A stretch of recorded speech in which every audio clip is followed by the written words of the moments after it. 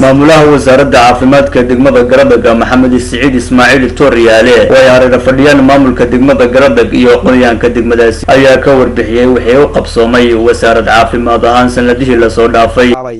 referral center aad iyo aad baan ugu mahad celinaynaa isduwaha gobolka waa isduwe noo dhiga fudud waa noo dhiga jilicsan yahay waxa uu noo magacaabayna aad iyo aad baan uga mahad celinaynaa referral center buu noo magacaabay wayna waxa weeye taasoo baahi weyn loo qabay haddaba baahiyaha ka dhiman u baahan in lagu soo kordhiyo waxa ka mid ah in qalabkii uu u baahnaa referral centerku loo helo sida oxygentii qalabkii qalliinka waararka oo la kordhiyo xafiisyo loo sameeyo iyo shaqaalaha oo loo kordhiyo iyo laabkii intaasi waa baahida ka maqan markana loo magacaabay referral center isuduwe waad ku mahadsan tahay darajada aad noo magacowday aad iyo aad uga mahad celinayaa wasiirka caafimaadka oo noo dhiga jilicsan oo gobolka wixii aanu ka dalbanaba isna kala shaqeeya arrimahaas oo dhamina waxa noo qabsoomeen ayaan sanadihii ugu dambeeyay haddaan ka yar hadlo tuulooyinka tuulada Gowsaweyne waxa ka furan MCH waxa ka hawlgala 6 qof oo shaqaale ah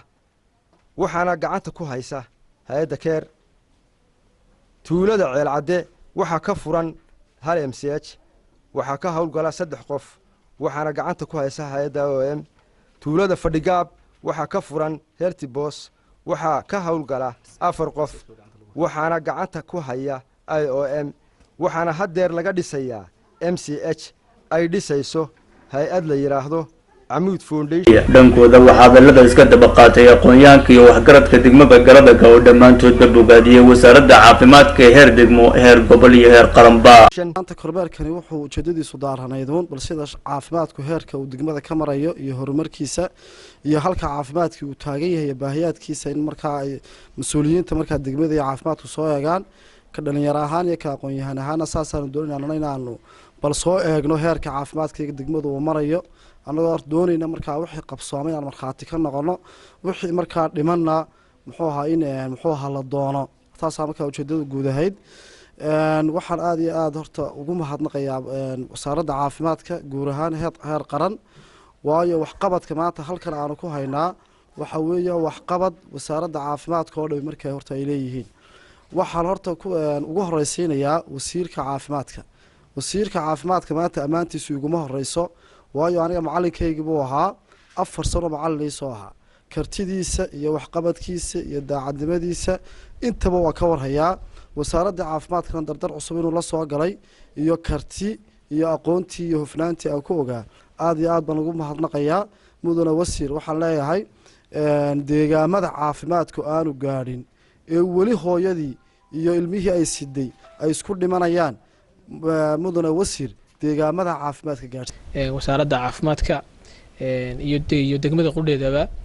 hawsha ay caafimaadka qabteen waxaan runtii aad iyo aad halkan ugu bogaadinayaa hay'adaha ka hawlgala degmada gaar ahaan ka caawiya xagga caafimaadka waxaan kaloo halkan ka bogaadinayaa isduwaha gobolka isduwuhu noogu dhawaaqay ee uu yidhi warkeedaan hayaa waxaad moodaa in waqtigii loo baahnaa yimi waxaa laga soo refergarayn jiray dadka tuulooyinka Ceelcade Huluul Laastoomare Faraguul cid meel kasta waa laga keeni jiray sida baana loogu shaqayn jiray cisbitaalada loogu shaqeeyo emergency case oo kale loogu qabto waxaan leenahay ciddii ka shaqaysay arrinka ay codsigeeda hore lahayd iyo cidda fulisay ee ugu horeeyo ayaanu ay tahay waxdan aad iyo aad ugu faano kayaga maamul ahaan system iyadoo ah systemka ay shaqada u qabtaan shiftiyada sida ay u galaan afarta habeenimo hadii loo yimaado dadkaasi waa shaqeynayaan dabadina waxa ilaahay loogu mahadnaqaa marka koowaad marka xigta waxaanu kaga mahadoobaynaa wasaaradda heer qaran iyo heer gobol tuulooyinkeennii waa la sheegay qaar MCH loo dhisay oo ay hadda shaqeynayaan waa la sheegay qaar gacanta ku leh la sheegay runtii waxaan xasuusin lahaa isduwaha maxay tuu reelo runtii si fiican u shaqeeyo aad iyo aad u mahadsan inuu magaalooyinka kalena si ugu kala mudan yihiin ugu dambeyntii maayirka degmada garadag faarax aadan ciise oo halkaasi ka hadlay ayaa soo bandhigay baahiyo badan oo ay tabayso wasaaradda caafimaadka ee degmada garadag taaka MCH ka garadag iyo sida uu shaqeynayo maanta iyadoo khamiisa waliba xilli dambe markaad waxa ka muuqda culays runtii dhinaca shaqaalaha iyo dhinaca ma garanaysaa dhismaha dhinaca shaqaalaha wuxuu u baahan yahay maadaama ku jiro 3 shifti uu gelayo oo 40 saac shaqeeyo wuxuu u baahan yahay inuu helo shaqaale isbedela oo 3 waqtiba gali kara dhismaha laftirkiisuna wuu kooban yahay wuxuu u baahan yahay isaguna in la balaariyo waxa maqan waararkii ragga maqan waararkii xumadda caruurta maqan waxa kaliya oo yaala halkii ma garanaysaa marka hooyadu la soo exam gareeyo ama ay soo umusho ama ay intay umadoosa ay ku sugaysay oo iyaduna sararo kooban yaaliin ayaa quraba diyaara iyo qolkii ma garanaysaa dhakhtarka oo isna kooban iyo kii ma garanaysaa OPD-ga iyo kii ma garanaysaa under 5-ka marka adeeg fara badan oo kii dadka bulshada badankeedii meesha uu ka maqan yahay markii la eegay hareeraha ama magaalooyinka ku hareeraysan ee MCH-yada sida Gowsa Weyne sida Alcade sida maxaan ku raadayay fadhigaab oo kale markii maamulka caafimaadka maamul degmo baan isla eegnay ilaa heer gobol iyo heer degmo waxa noo muuqatay in meeshaas ay weeye hawsha taala inay ka tan badan tahay sidan hadda ay jirto sidaa daraadeed waxaan codsanay in meesha xaruntan hooyada dhalaanka ee garadag loo dalacsiiyo referral center marka waana ka aqbalay wasaaradda ahaan aad baan uga mahad celinaynaa ilaa isuduwaha ilaa wasiirka aad baan uga mahad celinaynaa waxaan codsanayna markaa hay'adihii in loo sheego ka hawlgeli jiray iyaguna inay kaga shaqeeyaan qaab referral inaguna wixii ma garanaysaa adeegyaha kale dhinaca dhismayaasha iyo dhinaca waarka aynu si loo kordhi lahaa aynu doono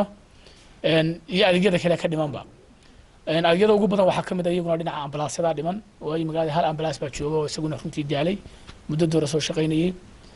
marka imika la yiraahdo intaasoo goobood iyo in ka badan